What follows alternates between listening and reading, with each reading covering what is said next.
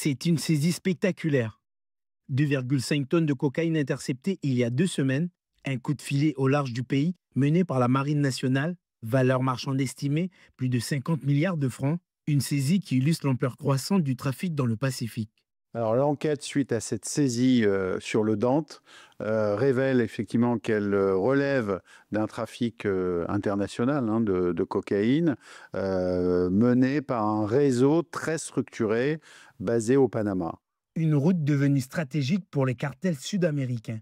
Le SM Dante, un bateau à moteur en provenance du Pérou, devait transborder les 2,5 tonnes de cocaïne à proximité des côtes australiennes. L'Australie est aujourd'hui l'un des marchés les plus lucratifs de la planète. Un kilo de cocaïne se vend jusqu'à 24 millions de francs. La quantité saisie est la plus élevée depuis 2012. Nous avons eu 6 interceptions entre 2012 et 2017. Et la quantité à l'époque la plus élevée, c'était 1,4 tonne de cocaïne. Là, nous sommes à 2 tonnes 540.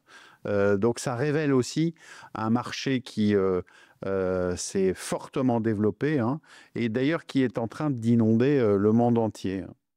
Depuis 2012, plusieurs navires en provenance du Pérou ou du Panama ont été interceptés dans la région avec des cargaisons de plusieurs centaines de kilos. Cette augmentation, elle est certes dans la zone, mais elle est mondiale. En fait, pourquoi? Il y a un niveau de production dans les pays forcément producteurs, qui sont essentiellement la Colombie et le Pérou, qui est quasiment historique. C'est-à-dire que les organisations ont du stock qu'elles doivent écouler pour que ça soit rentable. Et donc, elles utilisent toutes les routes, la plupart commerciales. Une enquête est ouverte par le parquet de Nouméa. Les 7 membres d'équipage du SM Dante, 2 Portugais et 5 Équatoriens, sont en garde à vue. D'autres interceptions pourraient suivre. Selon le rapport annuel de l'Office des Nations Unies contre la drogue et le crime, la cocaïne est le marché des drogues illicites qui connaît la plus forte croissance au monde.